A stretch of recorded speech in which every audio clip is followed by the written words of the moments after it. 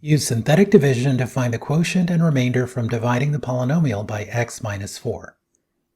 Synthetic division is a way of dividing one polynomial by a linear binomial to find the quotient and remainder.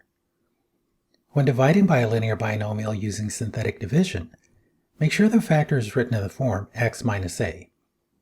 As you can see, x minus 4 is already in this form, so we will be using 4 in the synthetic division calculations. These 4 placeholders are for each of the coefficients of the polynomial. Since this is a polynomial of degree 3, there are 4 placeholders, one for each term. This is how synthetic division works. The numerical term goes here, and we determine that that would be 4.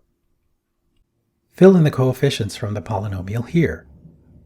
The cubic term has a coefficient of 1, the squared term has a coefficient of -3, the linear term has a coefficient of -10, and the constant term is 24.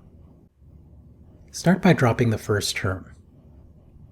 Multiply this term by this term and put the product here. So 4 times 1 is 4.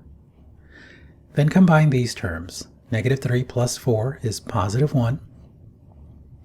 Once again, multiply this term by this term and place the product here. So 4 times 1 is 4. -10 plus 4 is -6. 4 times -6 is -24. Combine these terms and we get 0. So we end up with this division equation. P of x divided by x minus 4 equals, and these are the coefficients of the quotient, which is going to be 1 degree less than the original polynomial. So x squared plus x minus 6, and the remainder of 0 means that x minus 4 is a factor of p of x.